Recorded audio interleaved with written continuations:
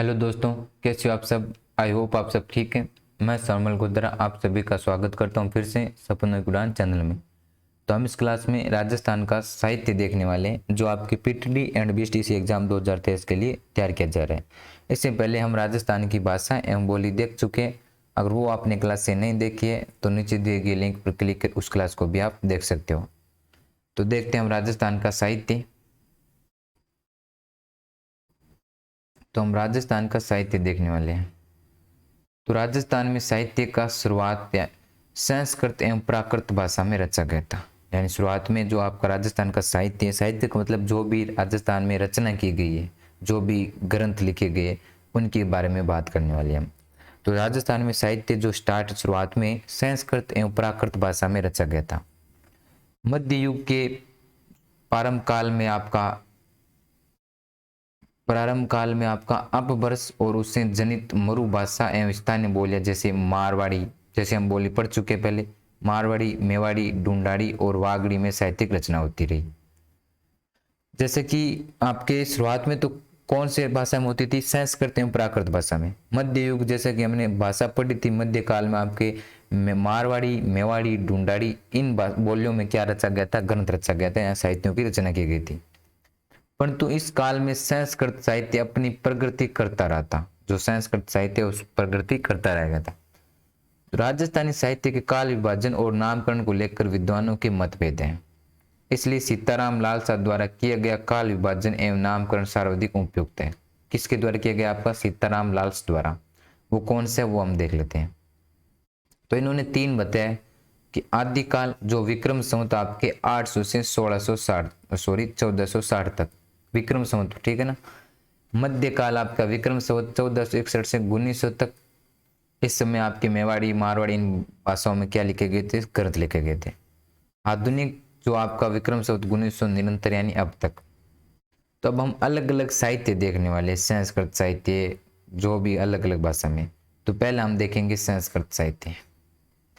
ऐतिहासिक साहित्यों की शर्तों में संस्कृत साहित्य काफी महत्व है। मध्यकालीन राजस्थान में विभिन्न शासकों के दरबारों में संस्कृत एवं प्राकृत भाषाओं के साहित्यों की रचना की गई थी। तो संस्कृत साहित्य में आपकी शुरुआत कालीन की संस्कृत साहित्य देखने में। तो सर्वप्रथम आपका वेरी इंपॉर्टेंट, तो ये याद रखना आपका कुएल माला, जो जैन आचार्य उद्योतन सूरी द्वारा रचित है आपका संस्कृत भाषा में। इस रचना से प्रत्यार शासक वत्सराज के शासन पर प्रबंध की जानकारी प्राप्त होती है। इस ग्रंथ में आपके 18 भाषाओं का उल्लेख है। जैसा कि मैंने आपको भाषा बोली पढ़ाई थी, उस समय इस ग्रंथ का मैंने आपका जिक्र किया था। कितनी भाषाओं का? 18 भाषाओं का उल्लेख किया गया, जिसमें आपकी राजस्थानी भाषा का परिचय मरु भाषा के रूप में मिलता है, जैसा कि मैंने बताया था। इस ग्रंथ की रचना आपका 778 ईस्वी में उद्योतन सूरी द्वारा प्रत्यार शासक वत्सराज की राजधानी जालोर में की गई थी। ये आपको वेरी इंपॉर्टेंट याद रखना है। जो ये आपका ग्रंथ है संस्कृत में कुएलमाला, उसकी रचना आपकी 778 ईस्वी में उद्योतन सूरी द्वारा प्रत्यार शासक वत्सराज, जो प्रत्यार शासक थे उस समय, जालोर में की गई थी। नेक्स्ट देखते हैं हम। नेक्स्ट है आपका संस्कृत में एकलिंग मातम्य, जो आपके महाराणा कुंभा द्वारा रचित है। इस ग्रंथ का प्रथम भाग जो राजवर्णन के नाम से जाना जाता है, अगर आपने इतिहास पढ़ा है तो उसमें अगर आपने पढ़ी होगी रचना या नहीं पढ़ी है तो आप देख लीजिए। तो एकलिंग महात्म्य जो आपके महाराणा कुंभा द्वारा लिखी गई है, मेवाड़ के जो राजा थे महाराणा कुंभा, उनके द्वारा जो इनका प्रथम भाग है वो आपके राजवर्णन के नाम से लिखा गया है। वैसे तो ये पूरी बुक है एकलिंग महात्म्य, लेकिन जिसका जो प्रथम भाग है वो कौन से नाम से जाना जाता है? राजवर्णन के नाम से। इस ग्रंथ को पूरा कान्य व्यास ने किया था, जो इसलिए इसको एकलिंग महात्म्य को कान्य व्यास इन्होंने लिखा था। इन्होंने तो एक महाराणा कुंभा द्वारा तो सिर्फ प्रथम भाग लिखा गया जो राजवर्णन के नाम से लिखा था। इस ग्रंथ में गहलोत यानी गुइल वंश की वंशावली, वर्णाश्रम और वर्ण व्यवस्था पर प्रकाश डाला गया है। इस ग्रंथ की तुलना पुराणों से भी की गई है। जो आपका कान्य व्यास द्वारा एकलिंग महात्म्य जो महाराणा कुंभा ने उसका कौन सा भाग? प्रथम भाग राजवर्णन के नाम से लिखा था। नेक्स्ट आपका अमर काव्य वंशावली, जो मेवाड़ के महाराणा अमर सिंह, महाराणा प्रताप के पुत्र, उनके बारे में जो वंशावली यानी अमर सिंह की वंशावली यानी अमर सिंह के पूर्वजों के बारे में जो लिखी हुई है आपकी रणछोड़ भट्ट द्वारा। ये संस्कृत साहित्य पढ़ा रहा हूँ मैं, ये सभी की सभी संस्कृत में लिखे गए आपके क्या है रचना है। तो ये आपके मेवाड़ महाराणा राज सिंह के दरबारी कवि थे रणछोड़ भट्ट द्वारा। रणछोड़ भट्ट आपके अमर सिंह के नहीं थे, राज सिंह दरबारी विद्वान थे, जिन्होंने लिखा था अमर काव्य वंशावली यानी इनके बारे में। इस ग्रंथ में आपके बप्पा रावल से लेकर राणा राज सिंह तक के मेवाड़ी इतिहास, जोहर, दीपावली व होली आदि त्योहारों की जानकारी मिलती है। तो जो आपकी अमर काव्य वंशावली है, आपके मेवाड़ के जो राजा बप्पा रावल से लेके राज सिंह तक की सभी की क्या मिलती है जानकारी मिलती है, जिसमें कब कब जोहर हुआ था, 3 साके हुए थे आपके चित्तौड़ में, जोहर यानी साके, इनकी जानकारी मिलती है। मेवाड़ी पूरे इतिहास की जानकारी मिलती है कि बप्पा रावल, जैत्र सिंह, तेज सिंह, रतन सिंह, इन सभी के बारे में अमर काव्य वंशावली में आपको जानकारी मिलती है। नेक्स्ट आपका प्रबंध चिंतामणि, जो आपके मेरुतुंग द्वारा रचित है। मेरुतुंग परमार शासक भोज के राजकवि थे। इस ग्रंथ में 13वीं सदी के राजनीतिक एवं सांस्कृतिक जीवन का वर्णन मिलता है, ये आपको इंपोर्टेंट याद रखना है। जो आपका प्रबंध चिंतामणि जो मेरुतुंग द्वारा रचित है, ये भी संस्कृत भाषा में, जो भोज के राजकवि थे आपके परमार शासक भोज के, जिन्होंने आपके चित्तौड़गढ़ में आक्रमण भी किया था। नेक्स्ट आपका राजवल्लभ, ये भी इंपोर्टेंट याद रखना, वेरी इंपोर्टेंट, जो आपके मंडन द्वारा रचित है। जो आपके महाराणा कुंभा के क्या थे, वास्तुशिल्पी थे। जैसे लिखा हुआ नीचे कि मंडन महाराणा कुंभा के समय के प्रसिद्ध वास्तुशिल्पी थे, यानी निर्माण करने वाले थे। इन्होंने जो राजवल्लभ लिखा था वो संस्कृत भाषा में लिखा था। मंडन की अन्य किताबें भी है जो हम देखेंगे आगे, जैसे मूर्ति मंडन, प्रसाद मंडन, वास्तुसार, ये सभी मंडन की अन्य रचना भी है, जिसमें आपको संस्कृत भाषा की देखनी है तो वो आपकी राजवल्लभ है। इस ग्रंथ में नगर, ग्राम, दुर्ग, मंदिर, बाजार आदि के निर्माण पद्धति का प्रकाश डालता है, क्योंकि ये तो वास्तुशिल्प थे, यानी ये बनवाने वाले थे, तो इन्होंने यही लिखा था कि मंदिर किस प्रकार बनाए जाते हैं, किस प्रकार दुर्ग बनाए जाते हैं। ये ग्रंथ कुल 14 अध्यायों में विभाजित है, जो 15वीं सदी के सैनिक संगठन, मेवाड़ राज्य एवं स्थापत्य कला के बारे में जानकारी प्रदान करते हैं। नेक्स्ट आपका अन्य महत्वपूर्ण साहित्य। मुख्य तो हमने संस्कृत में देख लिए, अन्य भी हम देखते हैं ग्रंथ और रचयिता।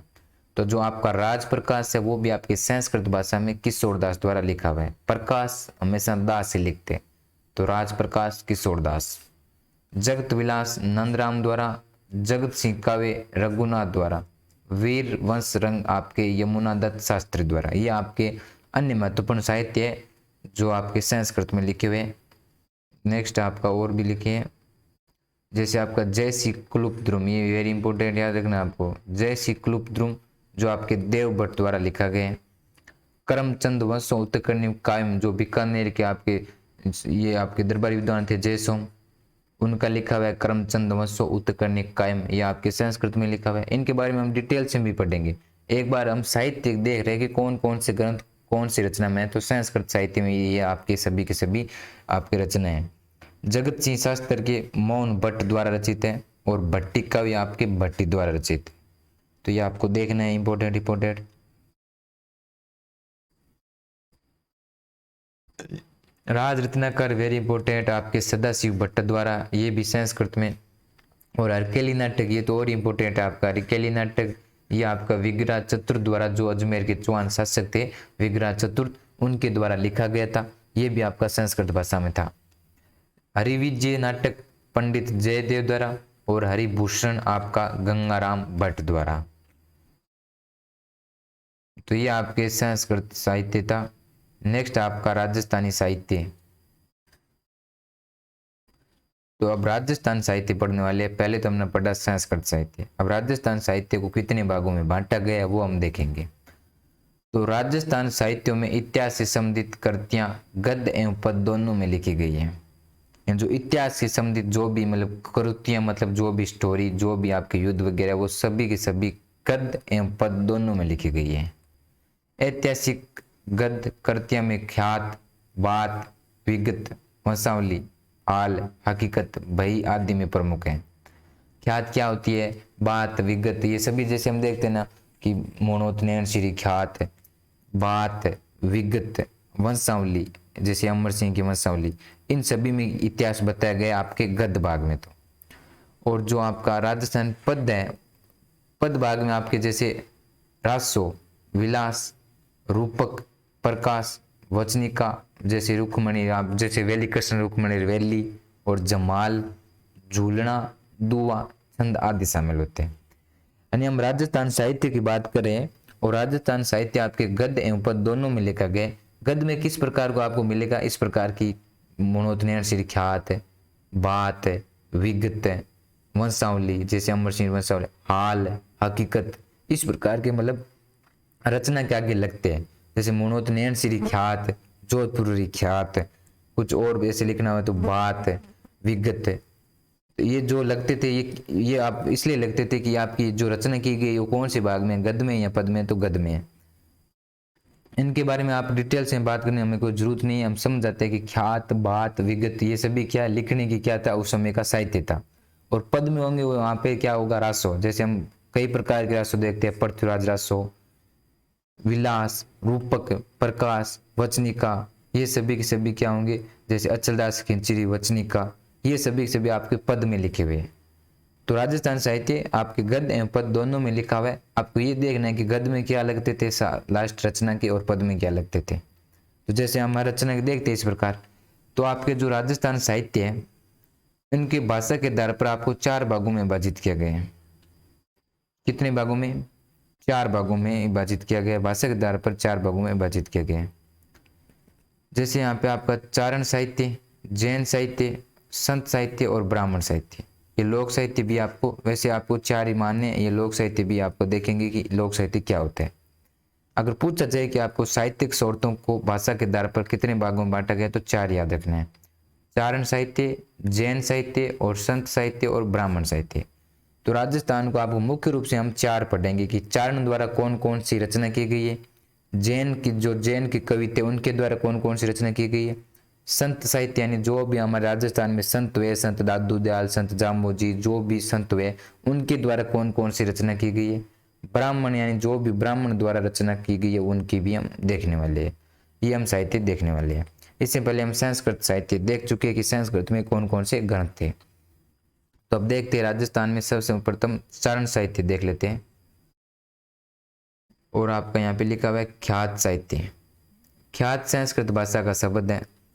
ख्यात प्राप्ति प्रसिद्ध एक लोक पुरुष के जीवन की घटनाओं का संग्रह ख्यात कहलाते हैं। जैसे कि ख्यात साहित्य क्या होता है, जैसे ख्यात क्या होती है, एक लोक पुरुष की जीवन की घटनाओं का संग्रह, यानी पूरी उस जीवन की घटना होती है उसको ख्यात बोलते हैं।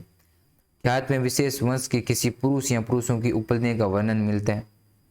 ख्यातों का नामकरण राज्य, वंश व लेखक के नाम से किया जाता था। जैसे राठौड़ारी ख्यात है, मारवाड़ राज्य ख्यात है, कवि राजा ख्यात, नैण श्री ख्यात।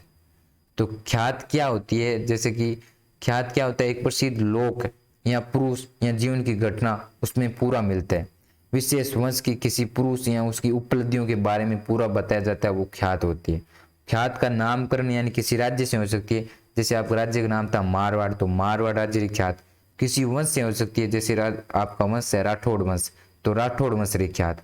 किसी लेखक के नाम से हो जाती है, जैसे लेखक का नाम है आपका कवि राजा, नैण सिंह लेखक का नाम है, तो उससे भी क्या किया जाता था, ख्यातों का नामकरण किया जाता था। तो नेक्स्ट देखते हैं हम आपका, जैसे यहाँ पे लिखा हुआ है कि ख्यात साहित्य में कौन कौन सी ख्यात है, तो पहला आपका नैण श्री ख्यात है। तो लिखी किसने थी, मनोहत नैण सिंह द्वारा रचित है ये आपके। ये रचना साहित्य में सबसे पुरानी ख्यात है। ये ख्यात आपके महाराजा जसवंत सिंह प्रथम के दरबारी कवि मनोहत नैन सिंह द्वारा डिंगल यानी साहित्य के रूप भाषा में लिखी हुई थी। जैसे कि मैंने आपको भाषा एवं बोली पढ़ाई थी, उसमें बताया था कि पश्चिमी राजस्थान में जो साहित्य का रूप था वो कौन सा था, डिंगल। तो इस भाषा की कौन सी भाषा में रचना की गई थी, डिंगल में। नेक्स्ट आपका मनोहत नैन सिंह। मनोहत नैन सिंह जो आपके जन्म हुआ था 1611 में जोधपुर में, मनोहत शाखा के ओसवाल परिवार में हुआ था। इनके पिता जयमल हैं। क्योंकि हम साहित्य के बारे में जानने वाले तो इनके लेखक के बारे में जान लेते हैं। जो आपकी मनोहत नैन सिंह ख्यात है, उनके रचयिता कौन है, मनोहत नैन सिंह, जिनका जन्म आपका वर्ष 1611 में जोधपुर में मनोहत शाखा के ओसवाल परिवार में हुआ था। इनके पिता का नाम जयमल। उन्होंने महाराजा गज सिंह के समय राजकार्य में सेवा प्रदान किया था तथा महाराजा जसवंत सिंह प्रथम ने उन्हें दीवान के पद पर नियुक्त किया था। ये इंपोर्टेंट याद रखना है कि देवी मुंशी प्रसाद ने उन्हें राजपूताने का अबुल फजल कहा था। ये कई बार पूछा जा चुका है कि राजपूताने का अबुल फजल वही जो आपका अकबर का दरबारी विद्वान था। तो हमारे राजपूताने का अबुल फजल किसे कहा जाता है? मुंशी प्रसाद को कहा जाता है। इनके प्रमुख ग्रंथ जैसे आपकी मनोतनयन श्री ख्यात हो गई। नेक्स्ट आपका मारवाड़ा प्रगणा रे विगत, जैसे मैंने बताया था कि विगत ख्यात, इस रचना को राजस्थान का गेजेटियर कहा जाता है। ये वेरी इंपॉर्टेंट याद रखना है आपको मनोतनयन श्री रचनाओं में। 2 नंबर आपका जो मारवाड़ा प्रगणा रे विगत है, विगत को मतलब एक प्रकार की बात ही है। इस रचना को राजस्थान का क्या कहा जाता है? गजेटियर, क्योंकि इसमें आपकी जनगणना की वगैरह की बातें बताई जाती है, इसलिए कहा जाता है इस रचना को राजस्थान का गजेटियर। नेक्स्ट आपका महाराजा जसवंत सिंह प्रथम व नैन सिंह के मध्य विवाद हो जाने पर महाराजा द्वारा नैन सिंह व उनके भाई सुंदरदास को बंदी बना लिया था और बंदी अवस्था में नैन सिंह एवं उनके भाई ने वर्ष 1671 में आत्महत्या कर ली थी। ये आप हिस्ट्री में पढ़ते होंगे कि महाराजा जसवंत सिंह प्रथम ने नैन सिंह के मध्य क्या हो गया था? विवाद हो गया था, जिसके कारण मोनोत नैन सिंह और उनके भाई सुंदरदास को बंदी बना लिया था, जेल में रखा था और फिर उन दोनों ने क्या कर ली थी? आत्महत्या कर ली थी। नेक्स्ट आपकी मनोतनयन श्री ख्यात के अलावा अन्य ख्यात आपकी मुंडियारी ख्यात। मुंडियारी ख्यात में आपकी राठौड़ राज्य के संस्थापक राव सिंह से लेकर महाराजा जसवंत सिंह प्रथम तक का इतिहास प्राप्त होते हैं। नेक्स्ट आपकी दयालदास ख्यात, जो कवि दयालदास द्वारा लिखी गई है, जो बीकानेर के महाराजा रतन सिंह के दरबारी कवि थे। दयालदास बीकानेर के महाराजा रतन सिंह के दरबारी कवि दयालदास द्वारा ग्रंथ है, ये लिखा गया था, जो बीकानेर के शासकों के बारे में जानकारी प्रदान करती है। इस ख्यात में बीकानेर के महाराजा रतन सिंह द्वारा अपने सामंतों को कन्यावध रोकने के लिए प्रतिज्ञा करवाने का भी वर्णन मिलता है।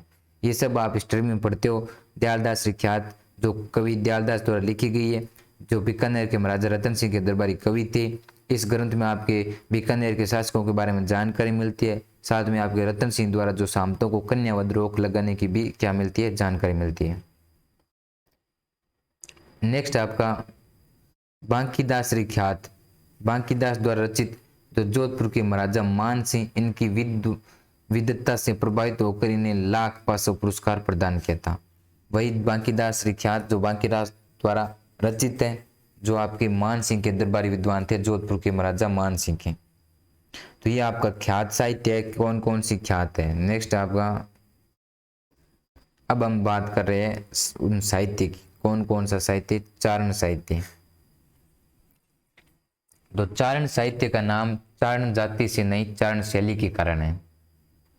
कि चारण साहित्य का नाम चारण जाति से नहीं चारण शैली के कारण है। इन साहित्यों की रचना चारण, ब्राह्मण, राजपूत, राव, सेवक और मोतीसर आदि जातियों द्वारा की गई है। इन साहित्यों में राजपूत काल के शौर्य, नारी जीवन के त्याग, बलिदान, जन जीवन का सजीव चित्रण किया गया है। इनके द्वारा मध्यकाल के राजाओं और राजघरानों की प्रशंसा में रचित काव्यों को रासों के नाम से जाना जाता था। यानी जो आपका चारण साहित्य है, जो चारण जाति से नहीं पढ़ा हुआ है, नाम चारण शैली से पढ़ा हुआ है, और इसमें आपके ब्राह्मण, राजपूत, इनके जो जीवन के त्याग, बलिदान, जन जीवन, नारियों का त्याग, और जो मध्यकाल के राजाओं हैं उनके राजघरानों की प्रशंसा में रचित काव्यों को रासों के नाम से जाना जाता था। जैसे आपके चारण साहित्य में पहला आपका पृथ्वीराज रासो, यानी इसमें आपके चंद्रबरदाई की क्या होगी? तारीफ होगी, उनकी प्रशंसा होगी। तो पृथ्वीराज चौहान तृतीय के समकालीन कवि थे आपके चंद्रबरदाई, उन्होंने लिखा था आपके पृथ्वीराज रासो ग्रंथ। नेक्स्ट आपका इसमें लिखा हुआ है कि इसमें पृथ्वीराज तृतीय के जीवन चरित्र का वर्णन किया गया है, यानी पूरे जीवन के बारे में। इस ग्रंथ को चंद्रबरदाई के पुत्र जलन ने पूरा किया था। भाषा आपकी पिंगल साहित्य, यानी भाषा दो की भाषा है में। इस ग्रंथ में 4 राजपूत वंश है, गुज्जर, प्रत्यार, परमार, चालुक्य, चौहान की उत्पत्ति गुरु वशिष्ठ के आबू पर्वत के अग्निकुंड से बताई गई थी। जैसे हमने अग्निकुंड वो पढ़ते हम चौहान वंश, उस समय आपको ये पढ़ाया जाता होगा कि जो आपका ये पृथ्वीराज रासो है उसमें 4 राजपूत वंश कौन कौन से? गुर्जर, प्रत्यार, परमार, चालुक्य, चौहान, इनकी उत्पत्ति गुरु वशिष्ठ जो आबू पर्वत पर आपके अग्निकुंड से बताई गई थी। इसमें आपके अजमेर के चौहान शासकों तथा पृथ्वीराज चौहान तृतीय का वर्णन है। इसमें आपके पृथ्वीराज तृतीय व संहिता के प्रेम संबंधों का उल्लेख मिलता है। ये सब आप स्ट्रीम में पढ़ते होंगे कि इसमें कौन कौन से आपके पृथ्वीराज तृतीय जो आपका संहिता और उनका जो वरमाला वाला जो प्रेम होता है वो भी यहाँ पे उल्लेख मिलता है। नेक्स्ट आपका खुमान रासो। तो इसमें जहाँ सभी रासो मिलेंगे आपके चारण साहित्य में, जो आपके दलपत विजय द्वारा रचित, इंपोर्टेंट याद रखना है आपको। जो जैन कवि थे दलपत विजय, जो मेवाड़ के खुमानदित्य के समकालीन थे। समकालीन का मतलब होता है बराबर। इधर आपके जो दलपत विजय खुमान राजा बने हुए थे, तो उसके समकालीन मेवाड़ में कौन थे? कवि दलपत। उन्होंने लिखा था आपका खुमान रासो। इस ग्रंथ में आपके बप्पा रावल से लेकर महाराणा राज सिंह तक के शासकों की घटनाओं का वर्णन है। यह ग्रंथ हल्दी घाटी युद्ध के समय महाराणा प्रताप व शक्ति सिंह के मिलन तथा महाराणा अमर सिंह के समय मेवाड़ मुगलों के संबंध पर प्रकाश डालता है। इंपोर्टेंट पूछा जा चुका है स्ट्रीम में कि आपके जो हल्दी घाटी के युद्ध के समय जो महाराणा प्रताप व शक्ति सिंह दोनों वापस में मिलते हैं, वो कौन से मतलब रासों में इनका वर्णन मिलता है? तो खुमान रासों में, जो आपके दलपत विजय द्वारा रचित है, जिसमें बप्पा रावल से लेकर महाराणा राज सिंह तक की शासकों की घटनाएं हैं। नेक्स्ट कौन सा रासो आपका? नेक्स्ट आपका बिसलदेव रासो, जो नरपति नाले द्वारा रचित है। अजमेर के शासक विग्रह चतुर्थ, जो बिसलदेव के मतलब उनकी क्या थी? उपनाम था विग्रह चतुर्थ का बिसलदेव, उनके समकालीन थे। उनके नाम पर ये आपका रासो है बिसलदेव रासो। रियल नाम तो उनका विग्रह चतुर था, लेकिन उनका उपनाम था बिसलदेव, जो नरपति नाला द्वारा रचित है। इस ग्रंथ में बिसलदेव तथा उनकी प्रेमिका राजमती की लौकिक प्रेम कथा का विवरण है, जो आपकी राजमती भोज परमार की पुत्र थी। इस रासो की रचना गोडवाड़ी भाषा में भी की गई थी, जैसे कि मैंने आपको भाषा पढ़ाया था उस समय बताया था। शत्रुसाल रासो कवि डूंगर सिंह द्वारा रचित। शत्रुसाल रासो जो आपके राजस्थानी भाषा में रचित शत्रुसाल रासो नामक बूंदी के जो शासक थे शत्रुसाल, उनके इतिहास की जानकारी के लिए उपयोग है आपका शत्रुसाल रासो, जो आपके कवि डूंगर सिंह द्वारा रचित है।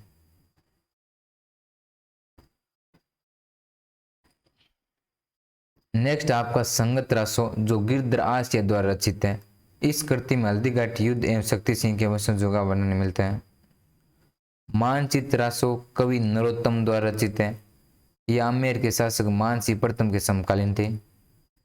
महाराणा सुजान सिंह रो रासो जोगीदास द्वारा रचित है आपका, जो आपके बीकानेर के महाराजा सुजान सिंह के जीवन के कार्यों के बारे में लिखता है। यह आपको इनके नाम एवं ग्रंथ दो ही बातें याद रखनी है ज्यादा तो। हमीर रासो जो आपका जो द्वारा रचित है, जोधराज द्वारा। इस ग्रंथ में जो आपके रणथंभौर के अमीर देव, जो आपके अट्टी राजा के नाम से जाने जाते, उनके बारे में एवं अलाउद्दीन खिलजी के मध्य युद्ध का वर्णन मिलता है आपका। विजयपाल रासो जो आपका नल सिंह द्वारा रचित है। इस ग्रंथ में करौली के राजा जो विजयपाल है, उनके बारे में वर्णन है। नाम से पता चल रहा है विजयपाल रासो, जो लिखा किसके द्वारा गया? नल सिंह द्वारा रचित है। तो ये आपको रासो रासो याद रखने हैं, क्योंकि कई बार मिलान से संबंधित क्वेश्चन आता है कि प्रमुख कौन सा रासो किसके द्वारा लिखा गया है। नेक्स्ट है अचलदास खिंचीरी वचनिका, शिवदास गार्डन द्वारा रचित है। ये एक चारण साहित्य में गद्य शैली की प्रथम रचना है। जैसे हमने पद रचना देख ली कि पद रचना में क्या होती थी? रास, ये लगता था आपको रास वगैरह, और गद्य में क्या लगती है? वचनी कार्य। तो ये आपकी प्रथम क्या है? गद्य रचना है। चारण साहित्य की गद्य शैली की ये प्रथम रचना है। इस साहित्य में वर्ष 1423 में जो आपके गागरोन के शासक थे अचलदास खिंची, और मांडू के शासक, मांडू यानी आपका मालवा, उनके शासक होसेंग शाह के जो मध्य युद्ध हुआ था, आंखोदे का क्या वर्णन करते हैं आपके शिवदास गार्डन। अचलदास खिंचीरी वचनिका जो चारण साहित्य में गद्य शैली की प्रथम रचना है, जो शिवदास गार्डन द्वारा रचित है, जो इस साहित्य में 1423 में गागरोन जो झालावाड़ में पड़ता है, वहां के शासक अचलदास खिंची और मांडू यानी आपके मालवा के शासक होसंग शाह के मध्य जो युद्ध होता है, उनका आंखोदे का वर्णन करते हैं। इस ग्रंथ में आपके राजपूत स्त्रियों के जौहर व सजीव वर्णन किया गया है। नेक्स्ट आपका कन्नड़ देव प्रबंध जो आपका पद्मनाभ द्वारा रचित है। जालोर शासक अखिराज के दरबारी कवि थे। डिंगल भाषा में रचित इस साहित्य में जालोर शासक कन्नड़ देव और उसके पुत्र वीरमदेव एवं आपके अलाउद्दीन खिलजी के मध्य युद्ध का वर्णन मिलता है। इंपॉर्टेंट है, आपको याद रखना है। कन्नड़ देव प्रबंध पद्मनाभ द्वारा रचित, इंपॉर्टेंट याद रखना है, जिसमें आपके जालोर के शासक अखिराज के दरबारी कवि थे ये। लेकिन लिखा किसके बारे में? डिंगल भाषा में आपके जालोर के शासक कन्नड़ देव और उसके पुत्र वीरमदेव के बारे में लिखा हुआ है। नेक्स्ट आपका राव जेठ जीरो छंद जो बिट्टू सुरजा द्वारा रचित है। ये सभी की सभी आपके चारण साहित्य में लिखा हुआ है। राव जेठ जीरो छंद जो बिट्टू सुरजा द्वारा रचित है, जो बीकानेर के शासक राव जेठ सिंह के दरबारी कवि थे। इसमें राव बीका, लूणकरण व राव जेठ सिंह के बारे में आपको वर्णन मिलते हैं। इस ग्रंथ में बिट्टू सुरजा ने लूणकरण को कलयुग का करण कहा था। ये सब आप हिस्ट्री में पढ़ते होंगे कि इस ग्रंथ में बिट्टू सुरजा ने लूणकरण को क्या कहा था? कलयुग का करण कहा था। इस ग्रंथ में राव जेठ सिंह के प्रमुख सैन्य अभियानों की भी जानकारी मिलती है। ये इंपॉर्टेंट याद रखना आपको। 1534 में कामरान और राव जेठ सिंह की जो कामरान जो आपका हुमायूं का भाई था, 1534 ईस्वी में राव जेठ सिंह के मध्य जो युद्ध हुआ था, उनके आपको जो उल्लेख मिलता है वो कहाँ मिलता है? आपको बिट्टू सुरजा द्वारा रचित राव जेठ सिंह छंद में। नेक्स्ट आपका गज गुण रूपक जो केशवदास द्वारा रचित है। इस ग्रंथ में जोधपुर शासक गज सिंह प्रथम के बारे में क्या मिलती है? आपको जानकारी प्राप्त होती है। ये भी आपका चरण साहित्य है। पद्मावत ये भी आपका चरण साहित्य मलिक मोहम्मद जायसी द्वारा रचित। इस ग्रंथ की रचना 1540 में की गई थी। इस ग्रंथ के अनुसार 1303 अलाउद्दीन खिलजी के चित्तौड़ का आक्रमण करने का मुख्य उद्देश्य रतन सिंह की सुंदरी रानी पद्मिनी को प्राप्त करना है और रानी पद्मिनी के सौंदर्य का वर्णन मिलता है। ये सभी की बात आप हिस्ट्री में पढ़ चुके हो, आपको बस ये याद रखना कि ये चारण साहित्य है, मलिक मोहम्मद जायसी द्वारा रचित। इस ग्रंथ की रचना 1540 में की गई थी और 1303 को जो अलाउद्दीन खिलजी का जो आक्रमण का कारण है वो पद्मिनी बताना आपका यही बताता है, पद्मावत, जो मलिक मोहम्मद जायसी द्वारा रचित है। नेक्स्ट आपका मीर महाकाव्य जो नयनचंद्र सूरी द्वारा रचित है। इस महाकाव्य में चौहान राजपूतों की उत्पत्ति सूर्यवंश से बताई गई थी। जैसे हमने चौहान वंश की उत्पत्ति के बारे में आप पढ़ते हो, वहां पे ये आपके चौहान वंश से बताते। इस ग्रंथ में रणथंभौर के चौहान वंश के इतिहास, अलाउद्दीन खिलजी के आक्रमण एवं अमीरदेव चौहान की वीरता का बखान मिलता है। जैसे नाम से ही पता चल रहा है अमीर, तो अमीर जो राजा थे उनके बारे में इनको आपको मिलेगी युद्ध के आक्रमण एवं उनकी वीरता का बखान मिलेगा। इस ग्रंथ के अनुसार मोहम्मद गौरी ने पृथ्वीराज चौहान तृतीय को अजमेर में बंदी बनाकर रखा था। ये ज्यादा याद नहीं रखना। नेक्स्ट आपके चारण साहित्य में राजयारा सोरठा जो आपके कृपाराम खीड़िया द्वारा रचित है, इंपोर्टेंट है। ये जो सीकर के राव राजा लक्ष्मण सिंह के आश्रित क्या थे? कवि थे।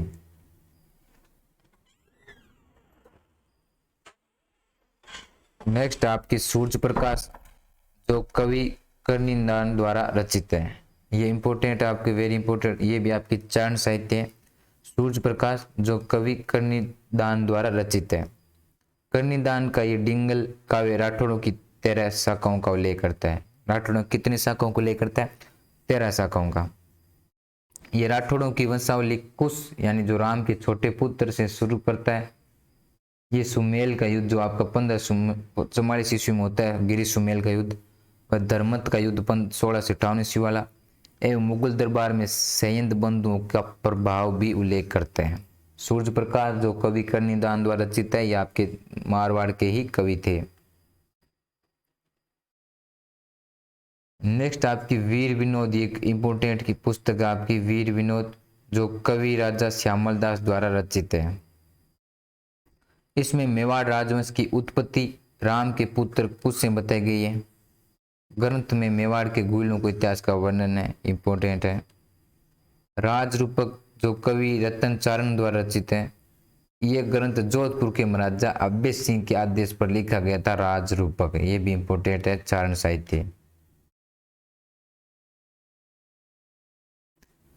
नेक्स्ट आपका अजितोदय जो जगजीवन भट्ट द्वारा रचित है। जोधपुर शासक अजीत सिंह के दरबारी कवि थे आपके जगजीवन भट्ट, उन्होंने लिखा था अजीत सिंह के पर अजितोदय। इस कृति में मारवाड़ के शासक अजीत सिंह के शासनकाल 1707 से 1724 का वर्णन मिलता है। यानी 1707 में औरंगजेब की मृत्यु हुई थी, तब आपके अजीत सिंह राजा बनते हैं 1724 तक। उन 1707 से 1724 तक क्या क्या किया था ये सब उनकी जानकारी मिलती है आपकी अजितोदय में, जो आपके जगजीवन भट्ट द्वारा रचित है। इस ग्रंथ में महाराजा जसवंत सिंह प्रथम और अजीत सिंह के समय से मुगलों के साथ संबंधों का विस्तृत वर्णन मिलता है। नेक्स्ट आपका अमरसार जो पंडित जीवनधर द्वारा रचित है, 16वीं सदी में रचित। इस ग्रंथ में महाराणा प्रताप एवं अमर सिंह प्रथम के बारे में जानकारी मिलती है, ये भी आपका इम्पोर्टेंट है। अमरसार जो आपका पंडित जीवनधर द्वारा रचित 16वीं सदी में, इस ग्रंथ में महाराणा प्रताप एवं अमर सिंह प्रथम के बारे में क्या मिलती है, आपको जानकारी प्राप्त होती है।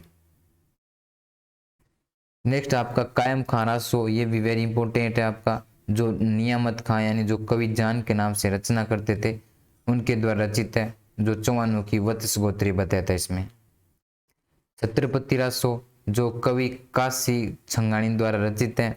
इस कृति में 1644 ईस्वी में बीकानेर के शासक कर्ण सिंह नागौर द्वारा जो आपके शासक जो मध्यराड़ हुई थी अमर सिंह राठौड़ के बीच जाखनिया गांव की सीमा पर, उसके बारे में पूरा मतलब वर्णन मिलता है आपको छत्रपति रासो में, जो आपके कवि काशी छंगाणी द्वारा रचित है, जो 1644 में आपकी जो मत्तिरे की राड़ होती है उनके बारे में पूरी जानकारी दी जाती है। नेक्स्ट आपका पृथ्वीराज विजय जो पंडित जैनक द्वारा रचित है। पृथ्वीराज चौहान तृतीय के आश्रित कवि, उन्होंने 12वीं सदी के उत्तरार्ध यानी आपकी 12वीं सदी लगभग खत्म हो रही थी, 13वीं सदी लग रही थी, उस समय संस्कृत भाषा में इस ग्रंथ की क्या की थी, रचना की थी। इस ग्रंथ में संपादलक्ष यानी आपके सांबर के चौहान शासकों की राजनीतिक एवं सांस्कृतिक उपलब्धियों का क्या मिलता है, वर्णन मिलता है। अन्य महत्वपूर्ण ग्रंथ है आपके इसमें चारण साहित्य में ग्रंथ और रथ संहिता। कायम खां रासो जैसे हमने देखा था कवि जान, संगत रासो देखा था गिरधर आसिया, रुक्मणी हरण आपका सायाजी झूला, हमीर रट चंद्रशेखर द्वारा, हमीर देव की चौपाई मंडन विजय सा, हमीर मदमर्दन जय सिंह सूरी द्वारा, जिसमें हम आप देखते हैं भूतालय के युद्ध की जानकारी मिलती है हमें हमीर मदमर्दन में जय सिंह सूरी द्वारा। हमीर रासो महेश द्वारा, हमीर रासो एक आपकी जोधराज द्वारा लिखुड़ी है। हमीर रायण जो आपकी भांडो व्यास द्वारा लिखुड़ी है। ये सभी के सभी चारण साहित्य की प्रमुख आपकी रचनाएं हैं। तो जैन साहित्य हम पढ़ेंगे नेक्स्ट क्लास में। तो थैंक्स फॉर वाचिंग क्लास। अगर आप क्लास पसंद आई हो तो लाइक कीजिए एंड चैनल को सब्सक्राइब कीजिए।